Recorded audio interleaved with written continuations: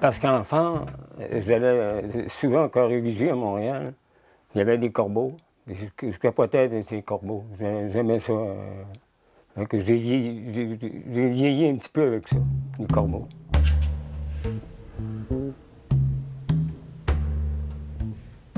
Mon père travaillait au Motolo. Puis le Corée-Vigie, on était tout le temps là.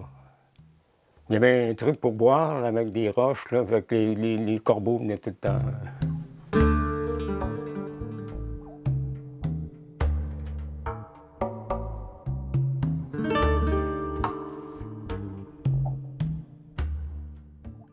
Producteur où j'allais, il y a un prêtre que je connaissais, qui faisait de la musique, qui s'appelait Dupuis.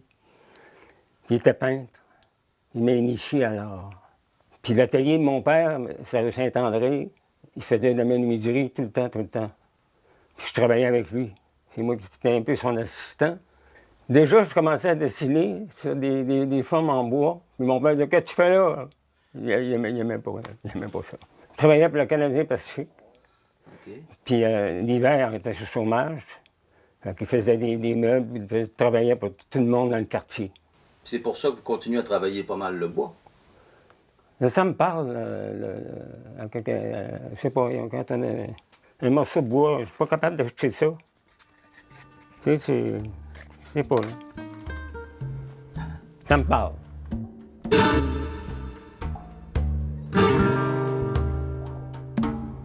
Bien, j'ai rentré au port de Montréal comme charpentier avec mon père, le Canadien Pacifique à l'époque. Puis j'ai travaillé 5 ans quand même au port. Bien, j'ai fait toutes sortes de choses, la délinquance. Ah oui? Vous avez été délinquant? Oui.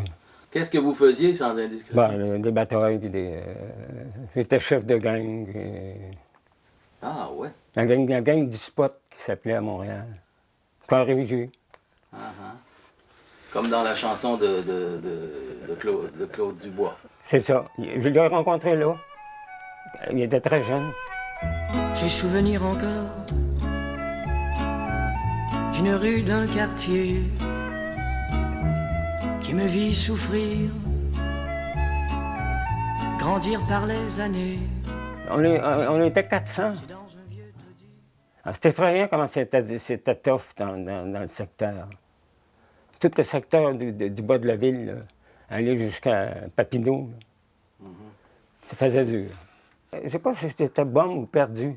À cause de Chimiquel-là, monseigneur, qui m'a initié à l'art avec le prêtre, là, à la musique, toutes sortes d'affaires quand même que je faisais. Je faisais des mauvais coups, je faisais des vols, je faisais des mauvais coups, mais j'ai réussi à passer à travers, à arriver avec ça.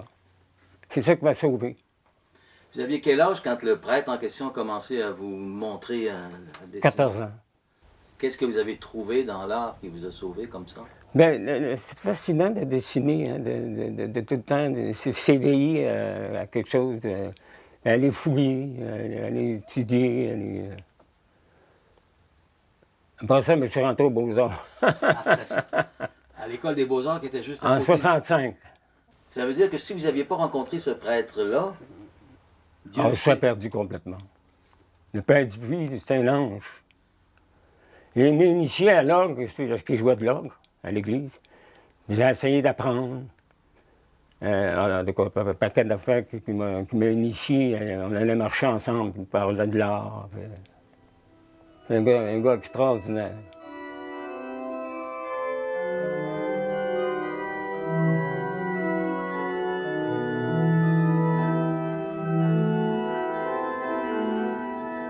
Il y avait un copain, charpentier, c'est lui qui m'a dit « Reste pas ici, va étudier. » Je dessinais des fois dans le bateau. Je faisais des trucs des fois. Je faisais rire les gars avec une sorte de dessin, ses travaux. C'est cargo. Puis, ah oui, son frère. Son frère était Jean Cuet, je ne sais pas si ça vous dit de quoi. Jean-Jacques Dinel, Jean Cuet. C'est lui, c'était un sculpteur. J'ai été le voir, il restait dans le Vieux-Montréal. Puis dans le Faubourg Ramlas. Puis là, il m'a initié, puis, il m'a réveillé un peu.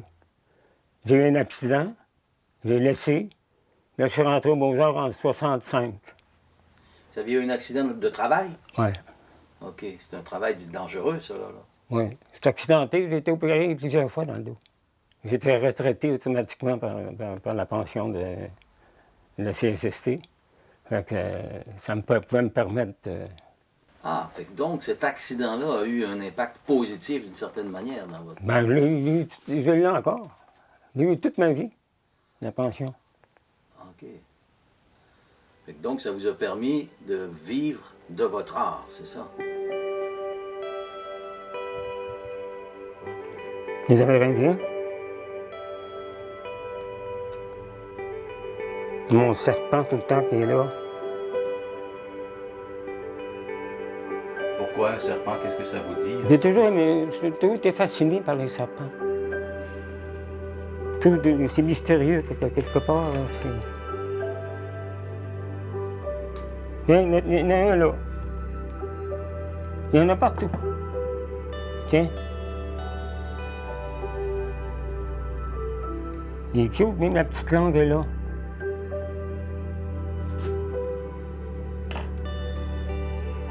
Pas loin d'être fou.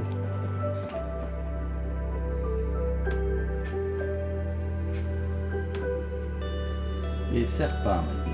Eh bien, les plumes aussi, je vois qu'il y a beaucoup de plumes. Les plumes, oui. Pourquoi?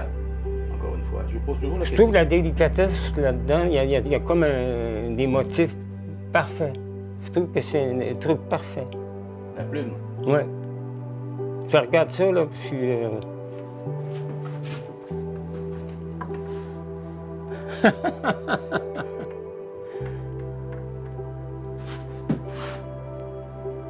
C'est un monde, hein?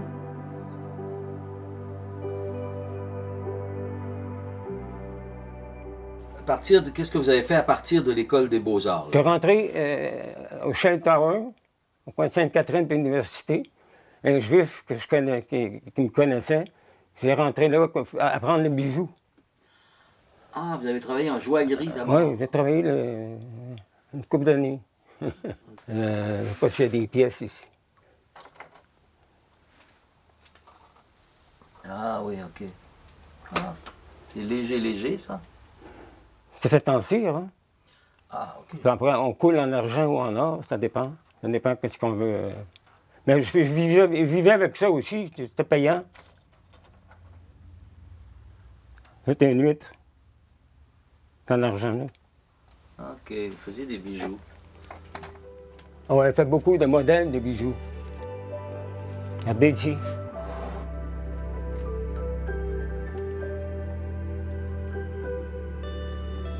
T'es chanceux de pas casser la pomme, hein? Vous avez fait ça avec quoi? Avec un ciseau? Je commence avec des ciseaux, avec des petits scies, ça dépend. Après ça, mais...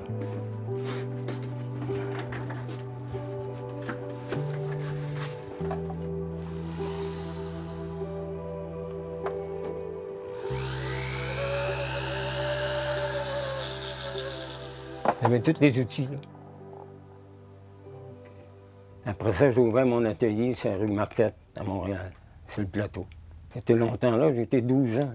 Ça s'appelait Atelier Galerie Laurent Tremblay. Puis on faisait des vernissages. Les artistes qui venaient exposer. À tous les 15 jours, il y avait un artiste nouveau.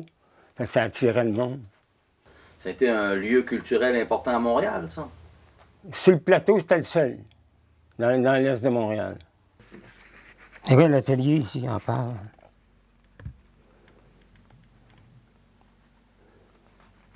Ça, c'est une exposition avec de la glace avec les enfants de l'école.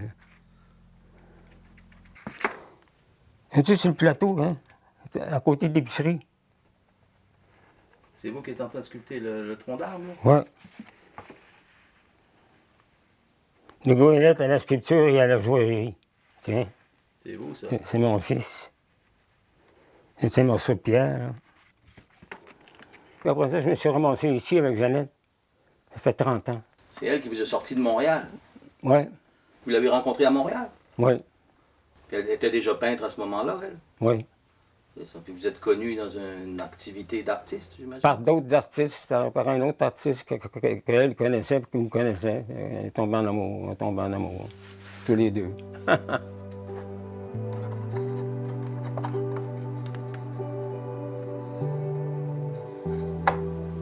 Vous aimez ça, les petites portes qui rouvrent sur quelque chose? Hein? Je vais vous poser la même question. Pourquoi vous aimez ça? Je ne sais pas, il y a un côté secret qu'on va chercher, puis enfin qu'on découvre. Ah, encore le fameux corbeau. Avec le sang après l'arbre, regardez. Je sais pas pourquoi j'ai fait ça. C'est bizarre, hein? J'ai été choisi par l'École des Beaux-Arts pour le symposium, l'expo. Ah, pour l'expo? J'ai été choisi pour j'ai travaillé là 6 mois. OK. Devant le public, à faire des sculptures. Je n'étais pas tout seul, là. Puis avec moi, il y avait un Esquimau. C'est lui qui m'a initié à la pierre. Il me disait, là, prends la pierre, assis-toi à terre, puis attends. Je dois attendre toi, câlisse. Elle disait, attends, elle va te parler.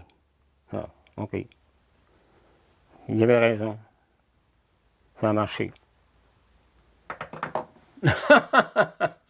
Ça veut dire que la matière vous parle, c'est ça? Ben oui. Ah oui. Mais elle vous dit quoi? Oh, ben... Vous allez rire, là. J'ai ramassé ça. Oh, c'est beau. Vous connaissez ça? Non. C'est la piste lazuli. Ah oui, OK. Quand vous avez ça ici, vous pouvez le déposer là. Elle vous parle. Il est fou. Il y a des propriétés terribles, la gorge. OK. Enfant, j'étais déjà comme ça. Puis on vous traitait de fou de temps en temps, j'imagine? Oui. Ma famille m'ont toujours mis de côté. Ah, Ils m'ont toujours mis un peu étrange. OK. J'ai ramassé toutes sortes d'affaires. J'étais tout le temps... Toutes sortes d'affaires comme quoi? Des pierres, des... Ben, des roches. Je ramasse encore des roches. Hein? Oh. Regardez ici. Il y en a des caisses en dessous. Je les ramasse encore. OK. Ça me fascine. Ça, c'est mon travail prochain. Toutes les pierres. Mais je ne sais pas encore ce que je vais faire. Ils ont toute une lumière, ils ont tout un...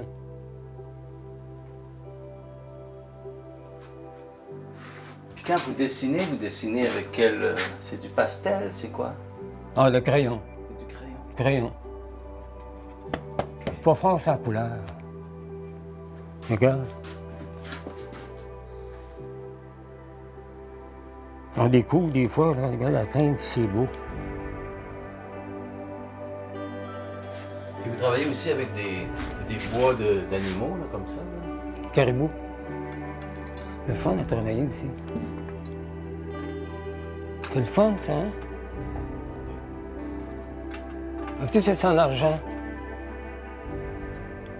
Couler, c'est faire penser, couler en argent. OK. Puis l'autre, c'est un bardeau de cèdre.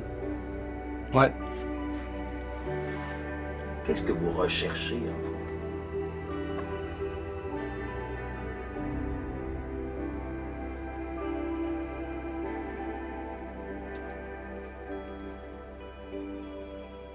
Souvent, je dis esprit lumière. Esprit lumière. Esprit lumière. Ça me parle. Là, j'arrive. Soit je m'en viens à l'atelier, soit que je suis couché, je le fais encore. Esprit lumière. J'aime ça. Puis quand vous dites ça, il y a comme... ça vous donne une motivation, quelque chose à faire, c'est ça? Oui, et surtout que l'esprit lumière, c'est comme s'il y avait un monde en même temps que tu commençais à côtoyer, que tu commençais à... Je sais pas, il y a quelque chose qui... OK. Je me réveillais, puis je le fais en me réveillant. C'est ça qui me réveille, parce que je fais déjà l'esprit lumière. Esprit création. Ben, ça, tu t'en vas. OK. Je m'en vais. Ça vous est venu tout seul, ça, cette habitude-là d'invoquer un esprit comme ça? Ça vient Oh, pas- ça fait beaucoup d'années, Mais disons qu'avant, je ne le sentais pas comme je le sens, là. Aujourd'hui, je le sens plus. Puis je pense qu'il va m'emmener aussi, il va m'emmener à quelque chose qui est spécial. Je ne sais pas quoi, là. On verra. C'est ça qui est fascinant. Je ne sais pas quoi, comme on disait tout à l'heure, le grand mystère. Mm. Puis finalement, il y a quelque chose d'un peu autochtone dans votre travail, je trouve. Puis je trouve que dans votre philosophie aussi. Ouais. Oui. L'Esquimau en 67, là, il m'a appris beaucoup. Si vous disiez tantôt que il y a des fois que la pierre vous parle pas. Ça vous arrive de... Ah, je travaille pas dans ce temps-là. OK. Je suis pas capable. Le dessin, c'est la même affaire, hein? C'est-à-dire, il faut que le papier vous parle. Comment ça marche avec le dessin? Je ne sais pas, j'ai jamais compris vraiment. Il y en a qui travaillent, ils font ce qu'ils veulent, comme ils veulent.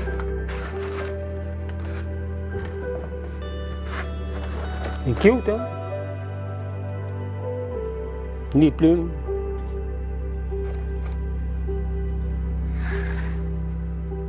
Regardez les couleurs qu'il y a là-dedans, et les personnages. C'est vraiment étrange. Je découvre. Vous découvrez ce que vous faites vous-même. Oui, je le découvre. Mais j'ai ajouté ces trucs-là, là. Je ne sais pas pourquoi, là. Je ne me rappelle pas. Et encore le serpent. Regardez les petits rats. Les petits écureuils. Il y a une petite mésange. Mais pourquoi, ouais, tous ces petits personnages, ils sont venus d'où, eux autres? Les petits personnages dans le bois, là. Je sais pas.